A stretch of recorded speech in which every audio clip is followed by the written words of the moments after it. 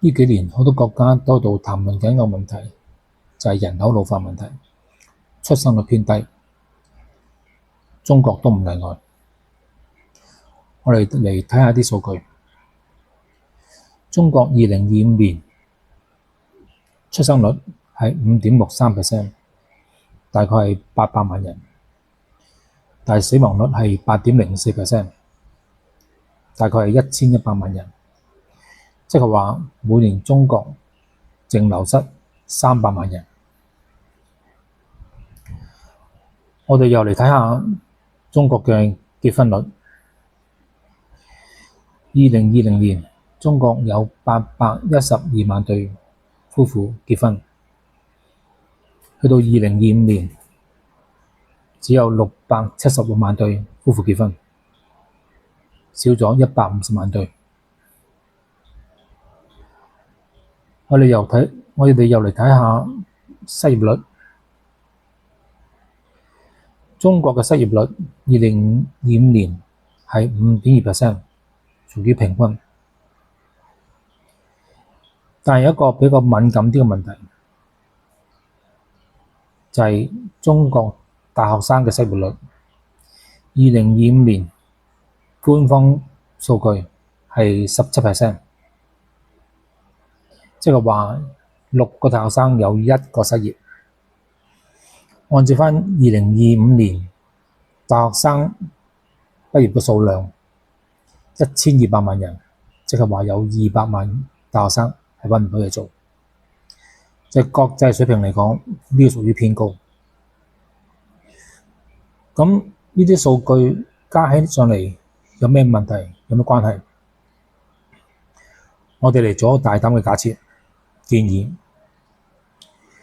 如果國家為每一個細路仔由0歲開始到22歲大學畢業，每個月提供5000蚊嘅生活津貼，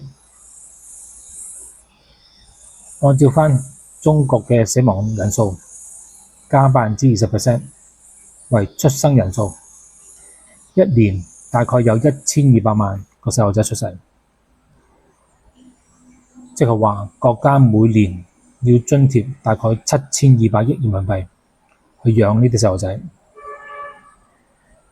咁如果去到22年之後，2047年，國家總共要每年要花費大概30萬億人民幣去養呢班細路仔，直到佢搵到嘢做。